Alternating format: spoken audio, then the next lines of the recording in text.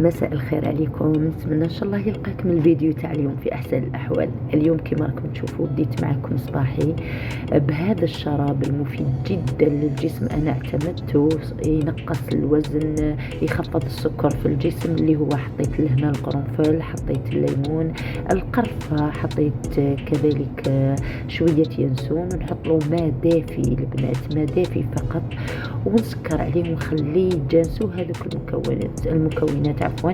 ونشرب كل فترة وفترة، راني نطبخ نشرب، قاعدة نتفرج نشرب. هذاك الشراب مفيد جدا يا بنات.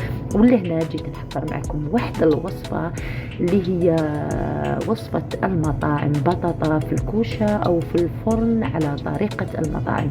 هذا الوصفة تجي بنينة بزاف بزاف. تحبوا تحطوها بالدجاج، تحبوا تعملوها كذلك باللحم، تحطوا كويرات اللحم فيها، ولا تحبوا تعملوها سامبل. شوفوا لهنا نقبضوا البصل 3 قطع. انا شوفوا على حساب افراد العائله طبعا. انا ديت 3 ريسان بصله، شلطهم كما راكم تشوفوا، قطعتهم شرائح. من بعد جبت 3 حبات طماطيش كما راكم تشوفوا، 3 حبات طماطم قطعتهم شرائح، ونخلطهم مع هذيك البصله. طبعا البصله تفكوها من بعضها، هذوك الشرائح ما تخلوهمش مع بعض، فكوهم كما راكم تشوفوا. راني نوريكم في الوصفه بالتفصيل.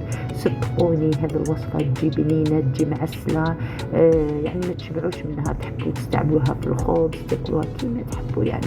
لهنا شوفوا كيما راني نوريكم، قطعت البصل، قطعت الطماطم شرائح، عفوا دوائر. كذلك نقطع البطاطا دوائر، ما تكون خشينه، ما تكون يعني رقيقه، نص نص. وشوفوني كيفاش راني عملت، خلطت كل شيء مع بعض. ولهنا راح نعطيكم واحد الطريقه للثوم في هذه الوصفه، لازم تستعملوها. تجيبوا مهرس وحطوا شويه ملح ودقوا هذاك الثوم كما عملت انايا.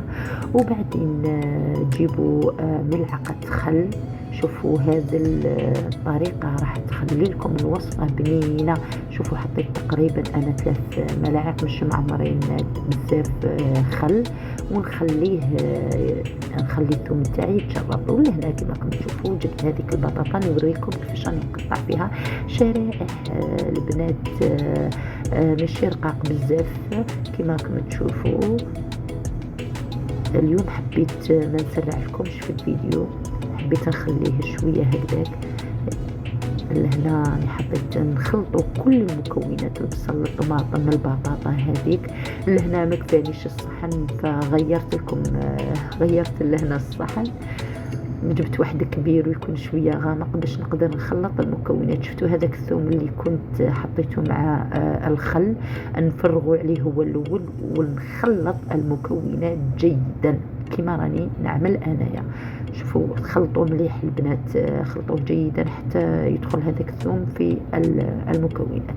لهنا جبت الأعشاب المنسمة، نجيب كذلك فلفل أسود مطحون، نجيب البهارات العربية، نجيب كذلك كركم. هذه الوصفة صدقوني أصحاب اللي عندهم مشاريع يحبوا كذلك يستعملوها. لهنا حطيت شوية قرفة فقط باش النكهة، حطيت الكمون، طبعا تحطوا شوي شوي بس. لهنا حطيت بابريكا، وحطيت كذلك معجون الطماطم. ونجيب الزيت كما راكم تشوفوا، نحط تقريبا كاس شاي زيت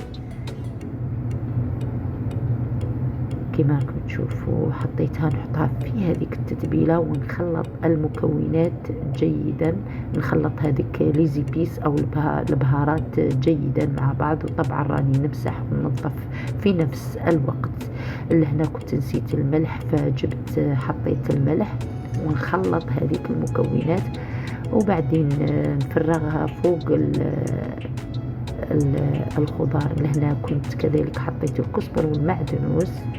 شوفوا كيفاش راني نفرغ فيها فوق هذيك الخضار. ونخلطهم جيدا حتى تدخل لي هذيك التتبيله في الخضار. ولهنا نسكر عليها، نغلق على الوصفه نتاعي ونخليها تتشرب تقريبا 10 دقائق عفوا كما عملت انا.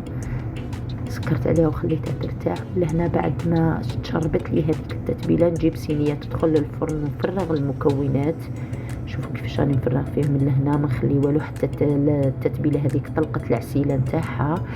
فنفرغ كل المكونات. ولهنا جبت ورق الغار او الرند حطيته، ونجيب كذلك الزبده، نحط شويه زبده فوق هذيك المكونات.